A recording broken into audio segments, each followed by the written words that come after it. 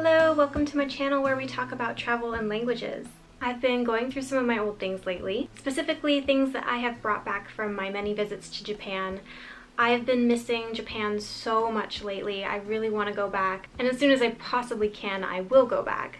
But for now, I'll just have to reminisce. I thought I'd share some of these trinkets and stories with you guys today. Here are some of my favorite things that I've brought back. Most of it's just sentimental, but some of it is kind of neat. So if you've seen some of my other videos, you know that I've spent a significant amount of time in Tokushima, Japan, which is a smaller city. I really got to know some of the locals there, and they were so kind to me. During this trip was actually my birthday month, and so on my birthday, I was a little bit sad because I have a twin sister and it felt weird being apart from her on our birthday, but the people that I was volunteering with organized an entire surprise party for me. They had ordered a cake and made a fancy dinner, and one person was even dressed up as a T-Rex.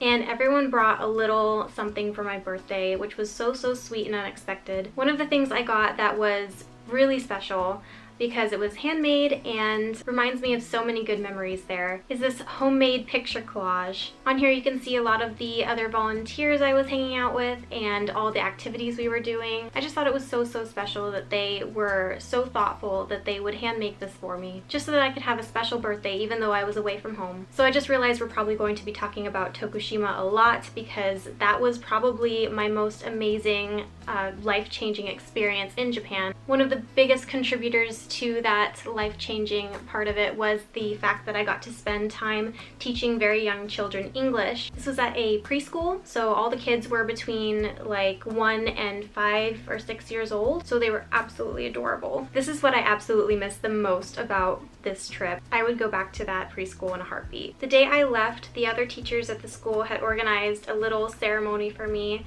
where they had gotten all the children to write a little thank you note or draw a little picture for me, and then each of them would come up and they had me standing in front of the classroom, and they had the kids come up one at a time and give me these sweet little handwritten notes and pictures. I got a little emotional. It was so touching. I still have some of these pictures with me. They even made a little collage of the this was during the cherry blossom season, and they were taking photos, so I have a lot of them, but so cute.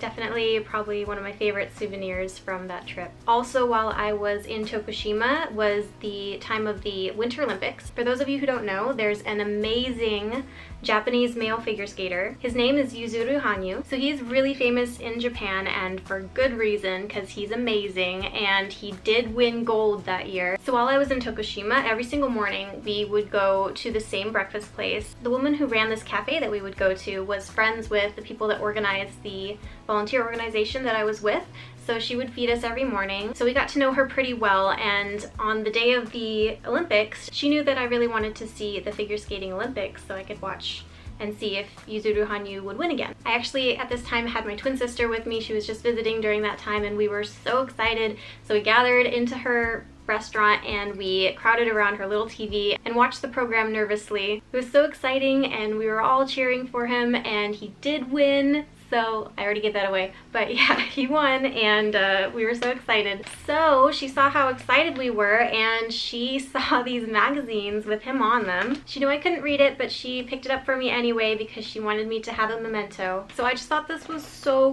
cool and just so sweet of her and thoughtful. And then she had a different newspaper that had like a full poster.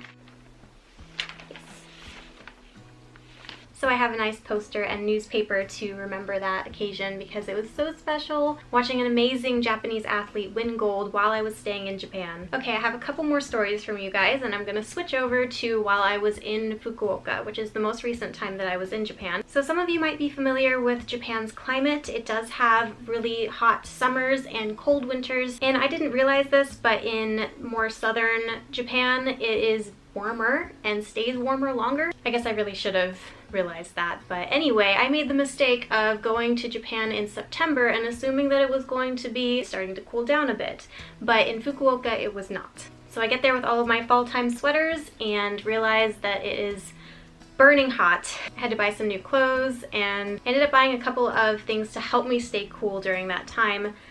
These things are less so memento and more just kind of recommendations actually. So I have this one kind of grandma style wrap thing that goes around your neck.